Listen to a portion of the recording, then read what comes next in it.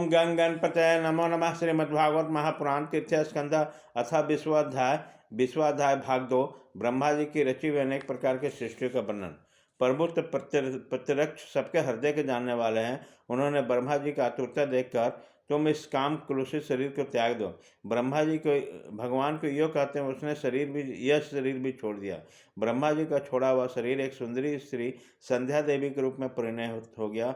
उसके चरण कमलों में पायजेब झंकृत हो रहे थे, उसकी आंखें मतवाली हो रही थी और कमर गर्दनी को लड़ी से सुशोभित सजीली साड़ी से ढके हुए थे। उसके उभरे हुए स्तन इस प्रकार से एक दूसरे से सटे हुए, उनके बीच में कोई अंतर ही नहीं रह गया। उसकी नासिका दंत वाली बड़ी सुघड़ थी और मधुर मधुर मुस्कुराते हुए असुरों की ओर हाव भावपूर्ण दृष्टि से देख रहे थे। वह नीली नीली अलकावली सुशोभित सुकुमारी मानो लज्जा के मारे अपने अंचल में ही सिपटी जाते थे। उस सुंदरी को देखकर सबके सब असुर मोहित हो गए। अहो, इनके कैसा विचित्र रूप, कैसा अलौकिक धैर्य और कैसी नवस्था है। देखो, हम काम पीड़ितों के बीच में कैसे बेप्रवाह से विचर रही है। इस प्रकार उसको बुद्धि दातियों ने स्त्री रूपी संध्या के विषय में तरह तरह के तर्क वितर्क करके फिर उसके विषय में आदर करके प्रेम पूर्वक पूछा, सुंदरी तुम कौन हो, किसकी पुत्री हो? भामिनी, यहाँ तुम्हारे आने का क्या प्रयोजन है? तुम अपने अनूप रूप का बेमोल सौदा दिखाकर इस सौभाग्य को क्यों तरसा रही हो?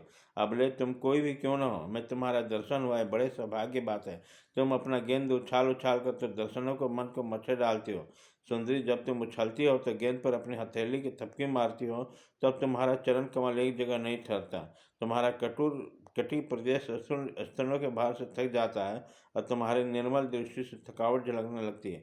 अहो, तुम्हारा केश पास कैसा सुंदर है। इस प्रकार स्त्री रूप से प्रकट हुए सायंकाली संध्या ने उन्हें कामशक्त कर दिया और उस मूढ़ों ने उन रमणीय रत्नी को समझकर ग्रहण किया। तदंतर ब्रह्मा जी ने गंभीर भाव से हंसकर अपनी कामनीय कांतिमय मूर्ति, जो अपने सौंदर्यों का मानो आप ही आस्वादन करते थे, गंधर्व और अप्सराओं को उत्पन्न किया।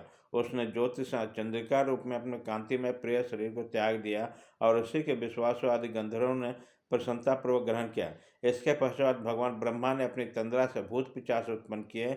उन्होंने दिगंबर वस्त्रहीन और बाल बिखरे देखकर उन्होंने आंखें मूंद लीं। ब्रह्मा जी को त्यागे हुए जम्भाई रूप शरीर को भूत पिशाचों ने ग्रहण किया। इसी को निंद्रा कहते हैं, जिसमें जीवों की इंद्रिया में शिथिलता आती है। यदि कोई मनुष्य जूठे मुँह सो जाता है तो उस पर भूत पिशाच आक्रमण करते हैं, उसी को उन्माद कहते हैं। फिर भगवान ब्रह्मा ने भावना की कि मैं तेजोमय हूँ और अपने अदृश्य रूप में साध्यगण और पितृगण को उत्पन्न किया। पितरों ने अपने उत्पत्ति के स्थान में उस अदृश्य शरीर को ग्रहण किया। इसी को लक्ष्य में रखकर पंडित जन सार्ध के द्वारा पितर और सांध्यगण के द्वारा क्रमशः पिंड और हव्य का अर्पण करते हैं।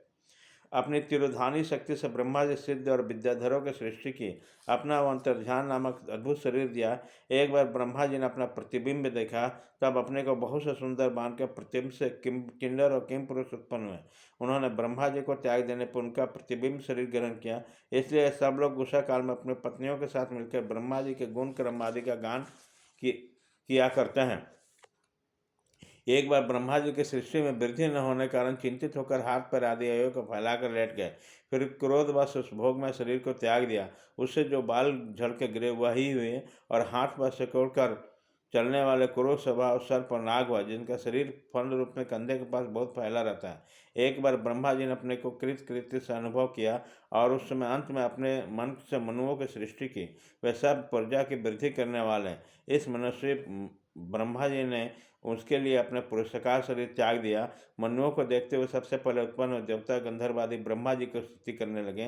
वह बोले, विश्वकर्ता ब्रह्मा जी, आपकी ये मनुओं की सृष्टि बड़ा ही सुंदर है। इसमें अग्निहोत्र आदि सभी कर्म प्रतिष्ठित है। इसकी सहायता से हम भी अपना अन्न अभिर्भाग ग्रहण कर सकेंगे। फिर आदि ऋषि ब्रह्मा जी ने इंद्रिय संयम पूर्वक तप विद्या योग और समाधि से संपन्न होकर अपने प्रिय संतान ऋषिगण की रचना की और उनमें से प्रत्येक को अपने समाधि योग ऐश्वर्य तप विद्या और वैराग्य शरीर का अंश दिया। इति श्रीमद्भागवते महापुराणे पारमहंस्य सहित तीर्थ स्कंदे विश्वाध्याय भाग 2 खत्म।